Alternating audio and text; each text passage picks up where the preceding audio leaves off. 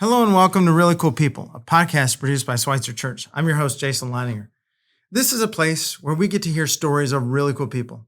The hope is that as we listen, you and I will be inspired, encouraged, and challenged through moments of serendipity. In a sermon entitled The Weight of Glory, C.S. Lewis said, "There are no ordinary people. You and I have never talked to a mere mortal." It's my joy over the next few moments to introduce you to somebody who may seem, from their perspective, rather ordinary. But yet they're a really cool person. Today we're going to meet Neil McCall. Neil was born in Florissant and grew up in Ferguson, Missouri. He went on to Mizzou for college. He would meet there his wife, Carol, and they would set out an adventure. As she joined the Air Force, they would travel around for her assignments. They would eventually settle in Springfield, and Neil would work as an ad agent and a financial advisor. You'll hear Neil talk about the significant help that AA has had in his life, and he'll speak about his kids and grandkids. It's a great joy, honor, and privilege to introduce you to Neil McCall.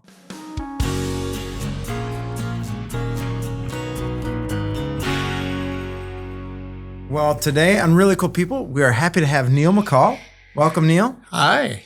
And let's start with your story. Okay. One of my favorite old movie lines is, "I was born when I was very young." Some people will recognize that and some people won't. During my early life, one of the things that I remember more clearly, more vividly than anything else is not something that actually I can remember the incident, but something that my mom has told this story many times, that while I was still in diapers, I was in the front yard of their little one-bedroom efficiency apartment, and I was wandering in the yard in diapers, and our boxer dog, Sonia, ran in front of me lest I walk into the street and protected me from getting hit by a car that was coming down the road. And I don't know why that's important to me, but that's just one of the earliest memories that I have. I don't remember with a whole lot of clarity my adolescent years, although we moved from that small efficiency on the west end of St. Louis to a small suburban 3-bedroom, 1-bath home in North St. Louis County, a suburb called Florissant. And both my parents worked. We had what we needed. We were by no means wealthy, but we didn't lack for anything. We had a large yard on a sort of a cul-de-sac. There were lots of kids. And I remember playing all summer long, running back and forth, up and down in our yard and on the street. And the only rule was we had to be home when the lights came on. I think it was only a couple blocks to the city pool where I spent most of my summers. I was a real water baby. And I remember being a bit of a daredevil. My folks believed it was important for me to learn to swim early in my life.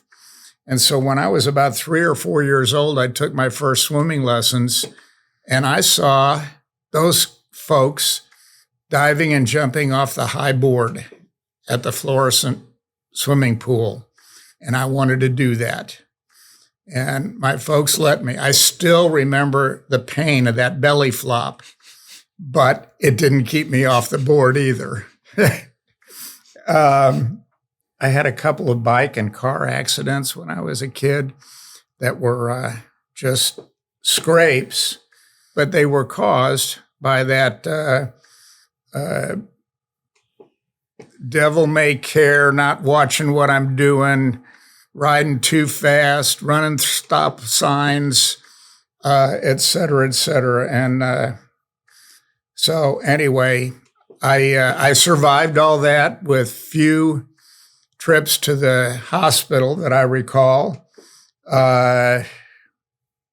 Anyway, we had moved to that second home when I was 2, and my first sister came along.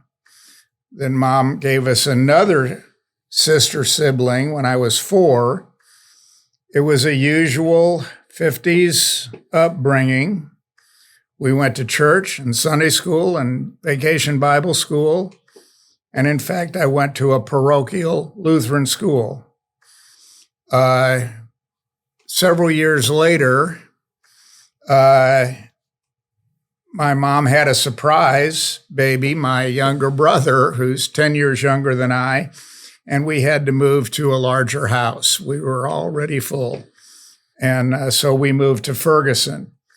And Mom drove the school bus for the Lutheran school where we were going, and she would drop us off as part of her run and continue on. And we each had our chores to do. So I learned early on to cook dinner, to take the trash out, to sweep the floors and all of that kind of jazz.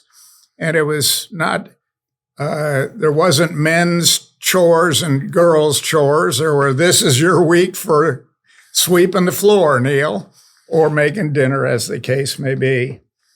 My dad worked shift work at Ford Motor Company, and we only saw him about half the days in a month. I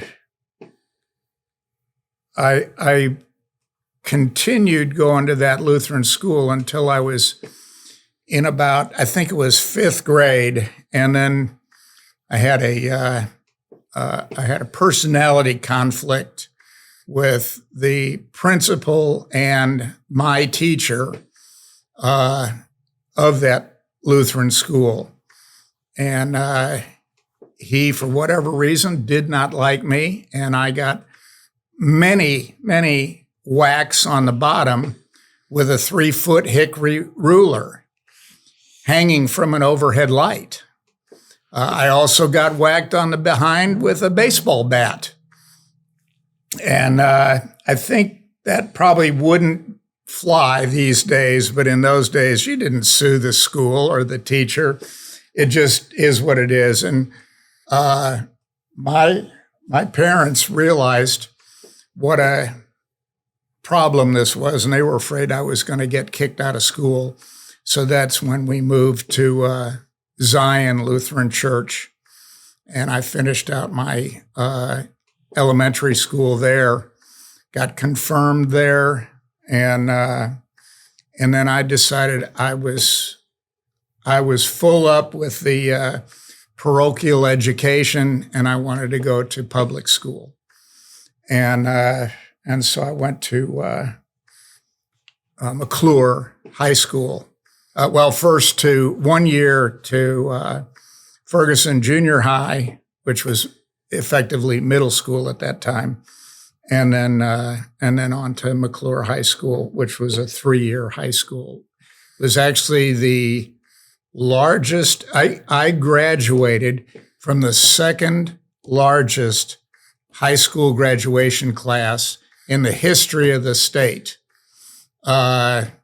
There was one larger one the year after I graduated, and then they split into 2 schools, McCall and McCall North, so that reduced the size. I graduated from high school without very many friends. I kind of hung out with the dork crowd, and but I went to Mizzou. I didn't realize actually until later that they had to accept me, but that's okay. They had to accept you? Yeah, as a state resident. Okay. You always got accepted, but you could flunk out. Okay. And I didn't, surprisingly. I joined a Lutheran fraternity, lived in the fraternity house, and proceeded to not make grades to become an active. I was only a pledge. My first year, I had a whopping D+ average in my grades. You know what a D plus means in college? What? Diploma. Well, by the time I was done with college, I had about a solid B or B plus average. But they kicked me out. I'm sorry, they didn't accept me as an active member of the fraternity. And then I proceeded to go live in an assortment of apartments and such, with an assortment of buddies. And I also proceeded to begin my partying career. And while I was in the fraternity for that first year, we had to go to church every Sunday. And I can't tell you how many Sundays I went to church hungover. And after I moved into apartments, I didn't have to go to church anymore. So there you have it. Yeah. I didn't know what I wanted to be when I grew up. So I thought, well, you know what? It'd be kind of nice to be a star of stage, screen, and television. So I'm going to go to drama. Drama is going to be my stated major. I did that exactly 1 year and said, yeah, this is not for me. And so I changed to journalism. And ultimately, I got a degree in photojournalism and advertising, double major. And I had enough credits in history and English to have minors in history and English.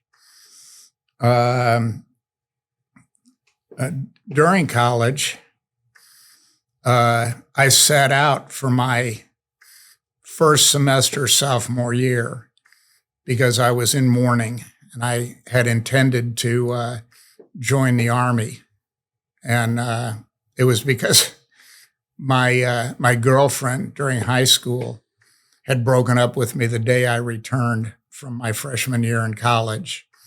And so I laid around feeling sorry for myself and played, I'll never forget, I played the Romeo and Juliet soundtrack from the movie until I about wore it out. I got a job as a warehouseman at a grocery warehouse, and I worked nights. And I'll never forget, I think it was November the 7th, the very first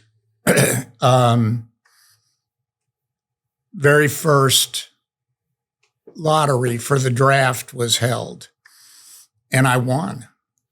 I was our draft board called up the first 50 numbers, and my birthday was number 35. So by that time, I realized I don't really want to join the Army. And so I re-enrolled in school at Mizzou for the January semester. And I had to be downtown at the draft facility in St. Louis the same day that school started. But they put me on a bus, took me down there. And during that period when I was sitting out, I'd lost about 40 pounds. And it was mostly because I was whining away and because I was working nights, not eating much, drinking plenty, but working in a warehouse that was not air conditioned, and I was sweating my brains out. And so anyway, my mother was worried about me. She thought I was doing drugs. And as a staff member at WashU Med School, she took me down there. She had me tested for all sorts of things and found out that there was nothing wrong with me, except I had a pre-diabetic condition. And that was enough that when I went in January to the draft board, they said, oh, no, you're 1Y. That was my draft classification, and that meant that Vietnam was just an excursion at that point. I don't remember what they called it, but anyway, it was only later, much later, in fact, I think it was after Vietnam was over, that they did away with the 1Y classification, and I was then classified 4F, which meant I would never be called into the military service. Let's see. As I said, I began my drinking career early on in college and really didn't quit for a very long time. My dad was an alcoholic, and he shared that disease with me, or at least the proclivity towards that disease. And so I continued drinking, but I managed to maintain. I didn't get fired from any jobs over my drinking. I didn't lose my family over my drinking. I didn't spend much time in hospitals, very little time in jails, usually one-night stands. And, I honestly believe now that God was just waiting for me. He was waiting for me to say, this is not the way I want to run my life. I want my life to be run, is a better way to put it. And, I hadn't, as you know, or as you heard, I didn't really mention God much during this 20-something year period. And when we moved to Springfield, had our two boys, we had both grown up in the church, but we both decided the Sunday morning was a good morning to sleep in. And but when we had our children, then we remembered the verse that said, raise up your children in the way they should go, and they will not depart from it. And so anyway, we decided it was time to start looking for a church again. I want to backtrack just a bit because I hadn't mentioned during my senior year in college, I went to summer school, and I went to a Shakespeare class in summer school, and that's where I met Carol. And we had a lot of fun, and we fell deeply in love, and we got married about a year and a half later. But we'll talk more about that later. We moved to Kansas City after Carol graduated with her bachelor's degree in only 3 years. She's really a smart cookie. And we went to Kansas City because she wanted to be a dentist. And so she was accepted easily into UMKC Dental School. I got a job in advertising, and I bartended part-time, which was perfect for me because drinking was an integral part of the advertising business, and I could drink behind the bar, and dental students loved to party too. So I had kind of a trifecta there. And as I mentioned, I didn't really get arrested, a couple of nights, but that's it. And after dental school, Carol joined the Air Force. She wanted to travel. And at that particular time, the interest rates were extremely high due to inflation. And so we thought it would be a better idea to join the Air Force, let them pay for our travel, and not have to go hundreds of thousands of dollars in debt to set up her practice.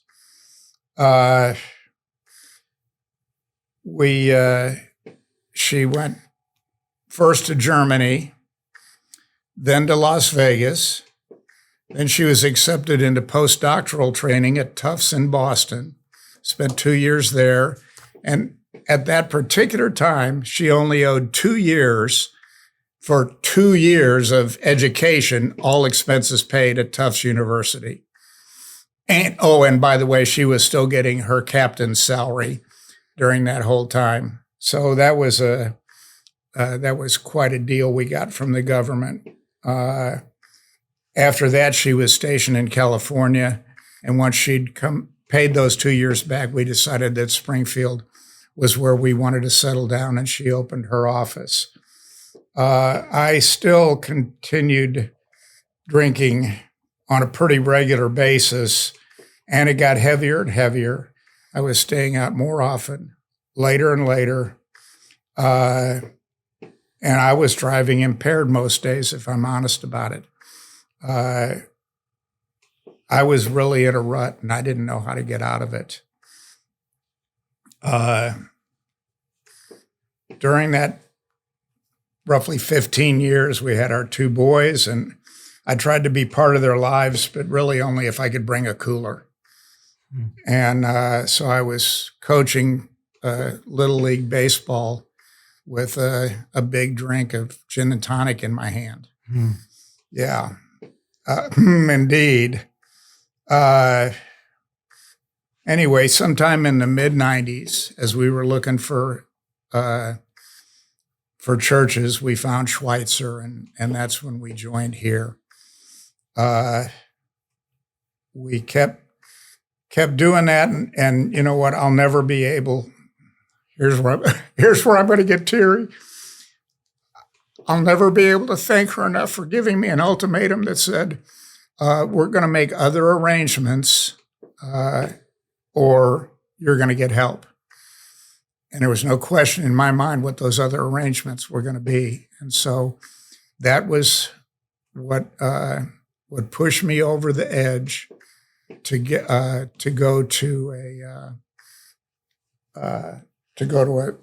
recovery center. And a couple weeks after that conversation, I went to a 30-day inpatient rehab. And while there, I was introduced to Alcoholics Anonymous. I'd never been before. And they told me I had to find a higher power than myself. And could I come up with a concept of a God I wanted to believe in? And, I'd always believed there was a God. But during all those years when I was doing things that I really knew I wasn't supposed to, I thought God was angry at me. I didn't like me, so I didn't know how God could like me. And when AA told me, you better find somebody that you can get along with, or you're going to have a hard time.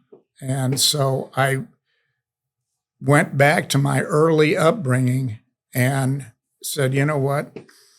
I do believe in a God that's love, that's full of grace and mercy and all powerful. And that was when I sprouted as a follower of Jesus.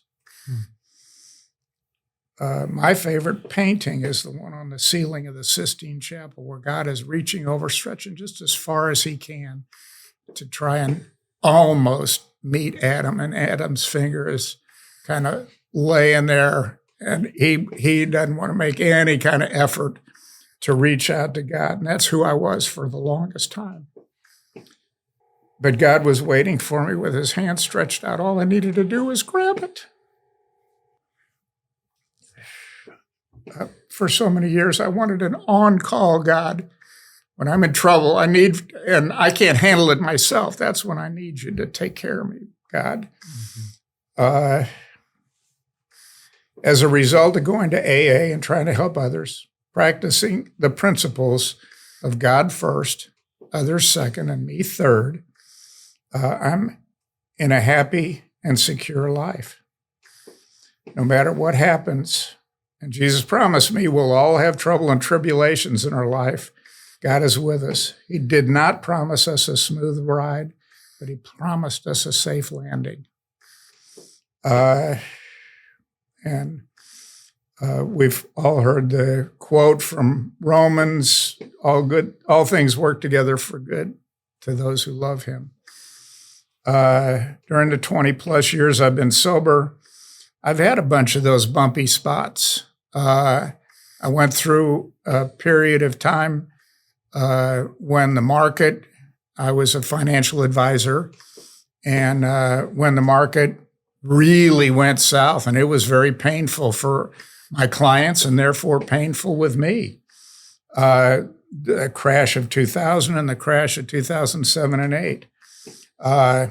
And then in 2015, exactly 1 month after I retired, I had this horrible pain in my neck. And for 19 months, I chased it around trying to find out what was going on. And I went to 20 doctors, including 3 times to the Mayo, twice to WashU Med School. And finally, a local sports medicine doctor said, "Have you ever had a biopsy on that?" And I kind of went, "Duh, Neil. Why didn't you ask for a biopsy a long time ago?" So we did. And December the 23rd of 2016, I got the call from him that, "Yep, it's cancer." I said, "Okay." I had decided long ago that if I ever was diagnosed with cancer, that I wanted to go to MD Anderson. And that's what we did. We went in, I appointed myself to MD Anderson, which anybody can do. And I went down there. I saw the people I needed to see about the middle of January.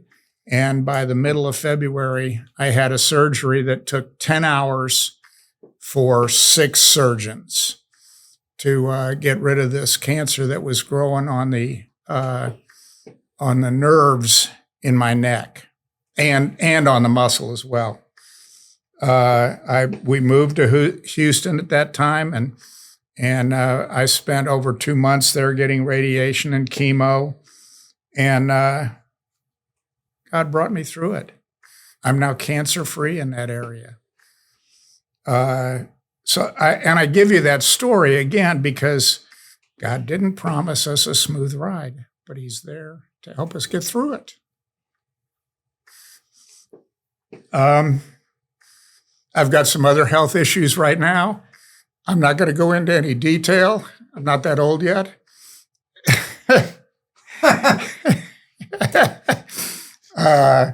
But anyway, I'm managing them, and it's okay. And I can use those experiences. I can use all the experiences that I had before I was in AA and the medical experiences that I've had to help other people. And that's kind of my goal now, is to try and help others. One of the things that listeners may pick up on is that there's a machine with us in the room, and your breathing is a little unique compared to other folks. So you've got an oxygen It's assisted tank. Breathing. Yeah, assisted breathing. Yeah. Yeah. Just while I was at MD Anderson for a follow-up appointment, I realized that I was really having a hard time catching my breath, especially with any exertion whatsoever. They said, "Well, we've got a great pulmonologist. We'll send you over there." And he spent about 15 minutes with me, and he said, "You need to be on oxygen 24/7. So I have ever since December of either 17 or 18. I don't remember which follow-up appointment it was, but I've been on oxygen assisted since then. I was also diagnosed with a pre-leukemia condition, which I have to have a shot every 3 weeks. I go in again tomorrow for my next shot. And you know what? It's better than it used to be, because I used to go in for a shot every week. So, that medicine quit working, and they put me on a different medicine, and I'm still able to do what I'm able to do. Not everything that I want to do, but I'm able to do what I can. Yeah. Well, Neil, thanks for giving us that overview of your story. And I'm sure there's lots of things along the way, a few things that I picked up that I'd love to go back with you and have you dive into a little bit more. One other thing I wanted to mention is that during all this time, in the last 7 years, both of my sisters have passed away as a result of cancer. So that was another bumpy part of the road of life. Sure. But God got me through it. So one of the interesting things you've talked about over the course of your autobiography is the sense of the road of life, the journey, the bumpiness of it.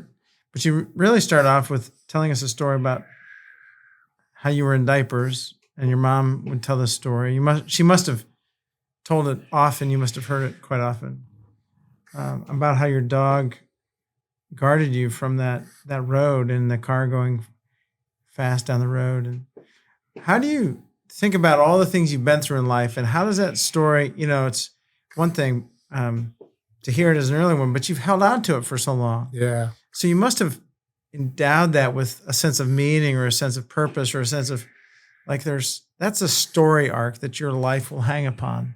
And I it's interesting that you brought that up, and I don't know why that story has stuck with me, other than I just now realize, as you were reading it back to me, that was one of the very first incidents in my life when God protected me. I could have been killed. Mm-hmm. I've been in car accidents when I could have been killed. I've been through all this other stuff. And God doesn't promise you tomorrow. He only gives you today. And yet, if I look back on it, I can see God's hand at work so many times. Yeah. And I think that's why I hold on to it. Mm-hmm. But I didn't think of that until just now. Thank you. Yeah. Well, thank you for sharing it. It reminded me of a story about John Wesley when he was a young boy. And his dad was a pastor and had evidently done something to bring some folks to the place where they were enraged enough. The story goes that they set the parsonage on fire where John and his family were living. and his mother, Susanna, was trying to make sure that all the kids were out of the house as it was on fire. And she looked up and she saw John in an upstairs window, could not reach him.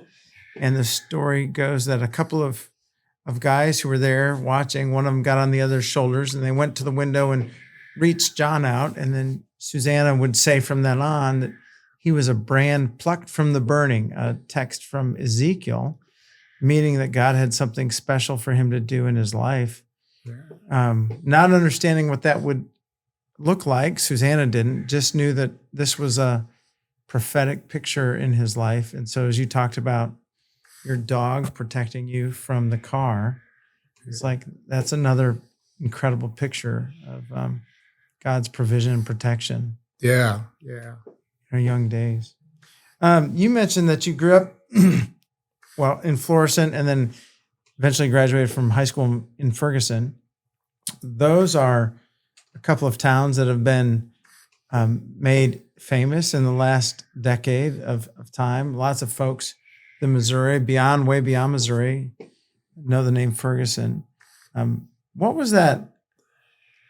What was it like to grow up there? And what was it like to think about growing up there when Ferguson was in the news in our most recent history? When I lived there, which was until I went off to college, it was really still quite bucolic. It was safe.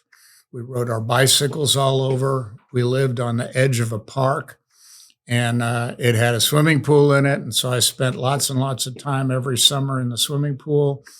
But I got to tell you, I was worried about, my mother still lived in that house until about a year ago, just over a year ago. And she is now 97, blind, and it really didn't give her pause when all this craziness was going on literally 1 mile from where her house was. I know. It's just, I throw my hands up and say, Mom makes her own decisions. And we had been talking to her for years about the idea of moving into some sort of assisted living home. And all of a sudden, just shy of 2 years ago, she said, okay, I'm ready to move into a retirement home. And I think I'm going to go to the one in Indianapolis. We need to be out of here in less than 2 months. Wow. And she lived in that house for 60 years. That's an incredible stretch. Yeah. When she decides, she decides. And, and nobody's going to push her in any direction. Yeah. I had the privilege of meeting one of your sisters, Tony. Yeah. And you talked about how, you were 2 when, I don't know if it was Tony or Nita was Nina? first, Yeah. and she was 2 years younger than I, and then Tony was 2 years after that, so she was 4 years younger than I. And then your brother came along 10 years after you. 10 years after Yeah. me, yeah. So what was it like to grow up that cluster of, the 3 of you so close together, but then your brother came along? What kind of memories do you have of your siblings or, and you, obviously then Tony, you've got that. Tony and I were very, very close. She moved to Springfield. She went to a different church for a while, but then when her husband passed away, she moved here to Schweitzer. Yeah. And boy, she just dove right in. She was a member of the choir and Sunday school and all that jazz. Mm-hmm. Nita didn't live in our area. We kept in touch a little bit, but she too had some serious health issues, which ultimately took her. And we just weren't as close. Brian and I shared a room when he was first born. The house that we lived in was 4 bedrooms, but one of the bedrooms was downstairs, and my dad's adoptive father lived with us for a while, and that ultimately became the TV room when he passed away. And Brian and I shared bunk beds, and that was during the Beatles, and he was my Beatle buddy. And I was very protective of him, and we have remained very, very close friends. Mm-hmm. In fact, we're getting ready to go on a trip, and he and Cynthia are going to join us. We're celebrating our 50th wedding anniversary at the end of this month. Yeah. Congratulations. Thank you. Congratulate Carol. Yeah, congratulate Carol.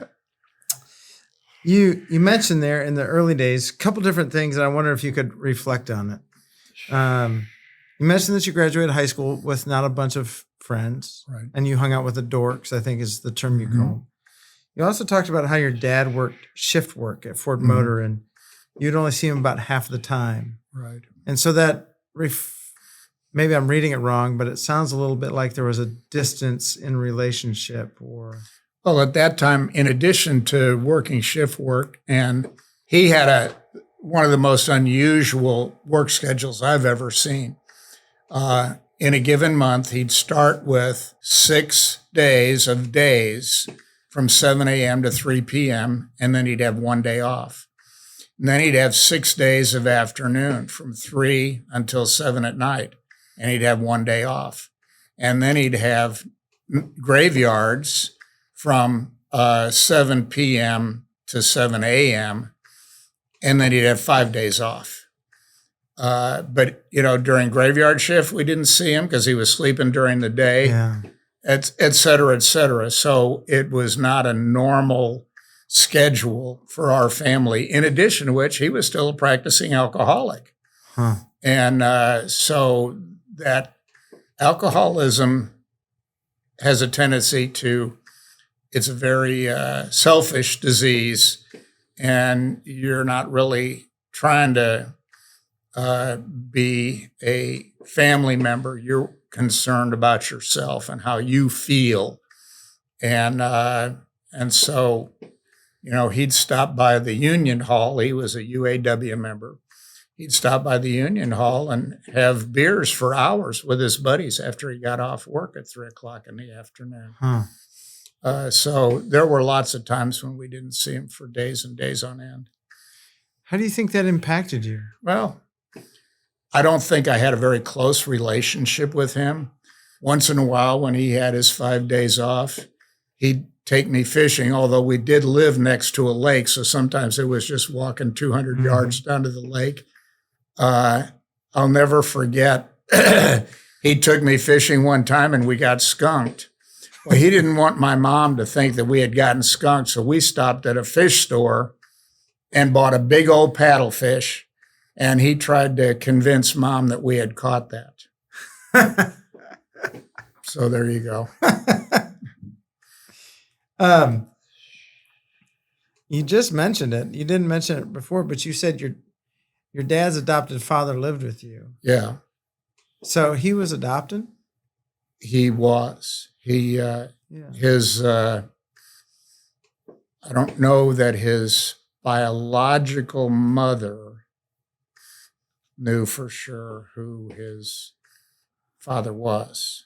And then she married, and they lived in St. Louis, in another part of the city, and we didn't see him often, but once in a while. And after she passed away, he moved out of their flat and moved in with us. And you know what? I can't say with absolute certainty that she passed away. She had dementia, I know, for the last period of her life, and I think she may have actually moved into a nursing home near us, and Grandpa moved in with us. Huh. That's a unique experience that he must have had. I just wonder how that shaped the rest of his life. Well, to add insult to injury, if you will, he was married once before he married my mom. Oh. And he got a Dear John letter while he was in World War II. She broke up with him via mail. Wow. Yeah. So that's got to be hard on the psyche. Yeah. And I can understand that sort of thing would, I don't know, that sort of thing would, one of the ways somebody might deal with that was drinking. Uh-huh. Although Mom and Dad were in church every single Sunday, Dad was an usher, Mom sang in the choir, and we were expected to be there too. So, there's a lot of interesting things that go on in a person's life, and they're not always exactly down the same path. They're divergent paths. Yeah. You talked about then, and as you went to college, you began your drinking career, partying career, and that continued along for a long time until Carol kind of gave you an ultimatum. Yeah. As you reflect on that time, are there things that you missed that you have regrets about, or how have you been able to put that in context and understand that? Oh, I'm not sure, in all honesty. And I guess I need to say that I'm not as reflective as some people are. And so I probably did miss some things.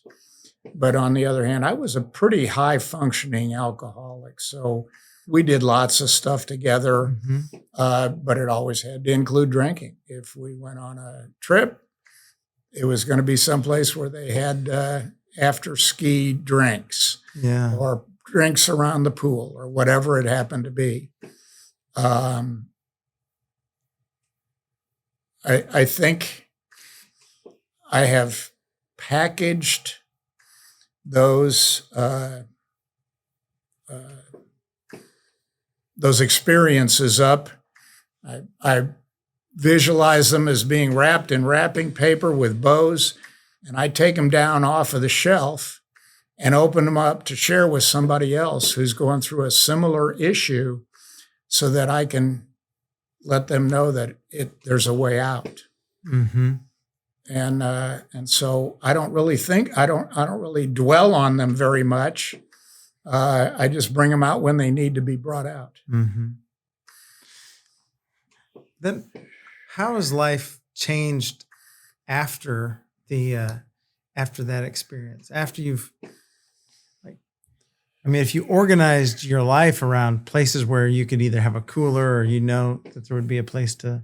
Yeah, I don't have to worry about that anymore. Yeah. And you know what? I am secure enough in my recovery that with God's help, I can go anywhere I want. I can go into a bar. I can go into a wedding reception where they're serving alcohol. Doesn't bother me in the least. Carol and I went to dinner the other night, and she said, "Okay, if I have a margarita, sure." Didn't bother me in the least. Yeah.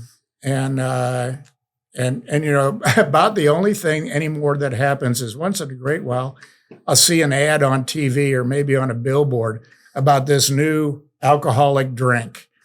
And I'll think, gee, I never had one of those. And that's about as far as it goes.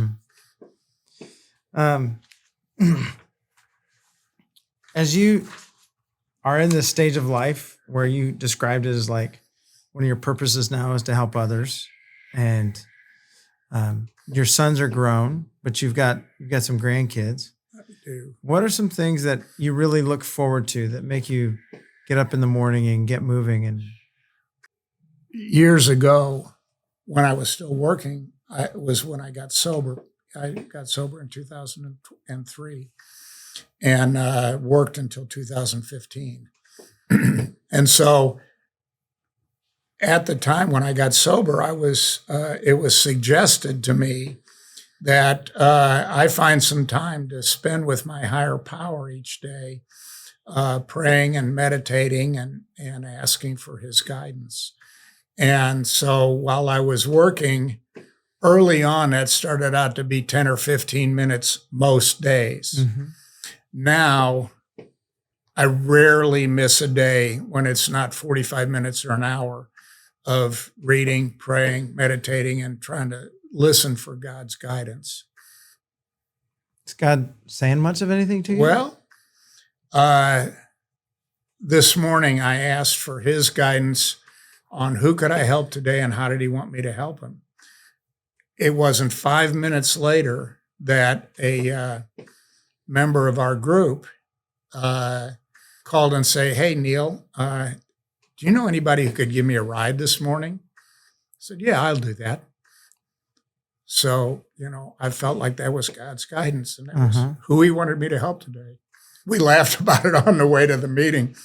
And I said, "Well, good. I'm glad to have that out of the way. Now I can just do whatever I want."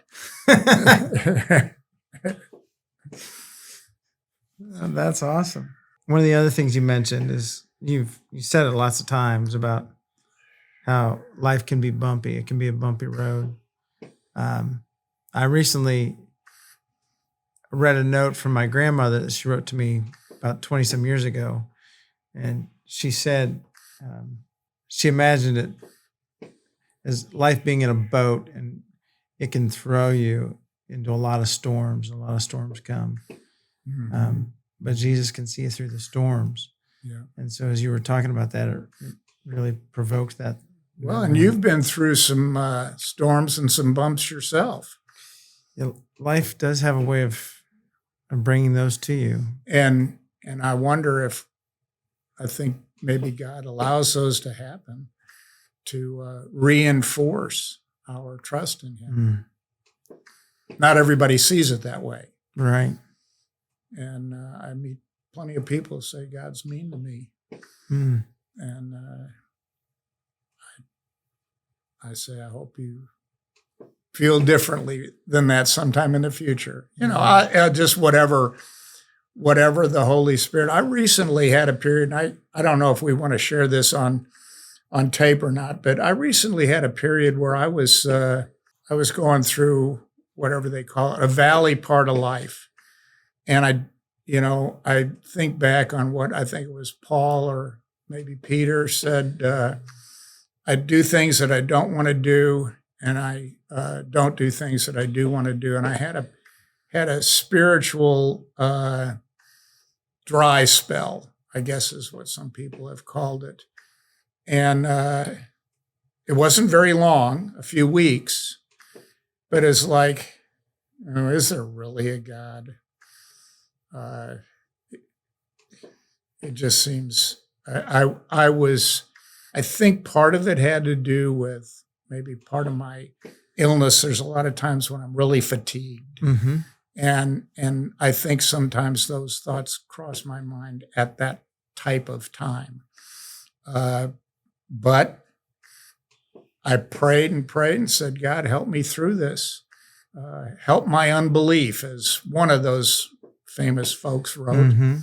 And it wasn't very long. I'll be darned. It's better now. Right.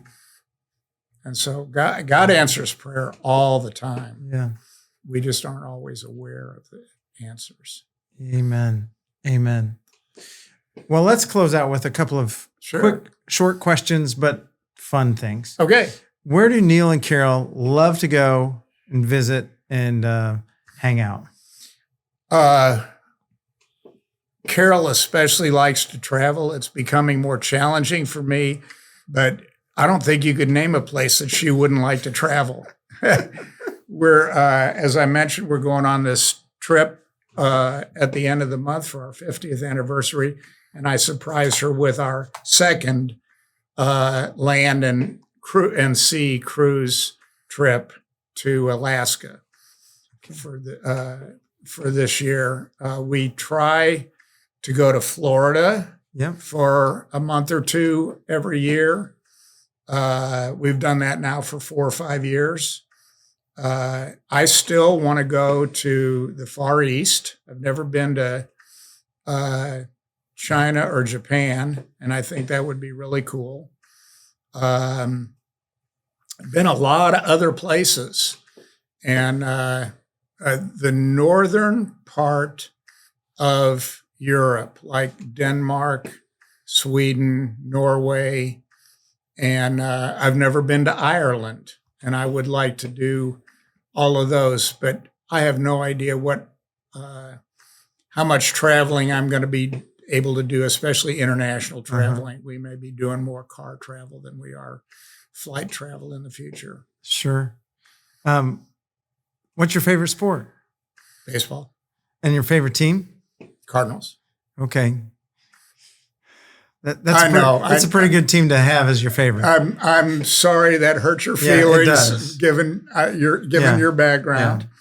Yeah. But good luck to you. Thanks. I'll tell you what. I'm going to root in the American League. I'm going to root for Kansas City first and Detroit second. How's that? That'll work. Okay, we'll take it. We'll take it.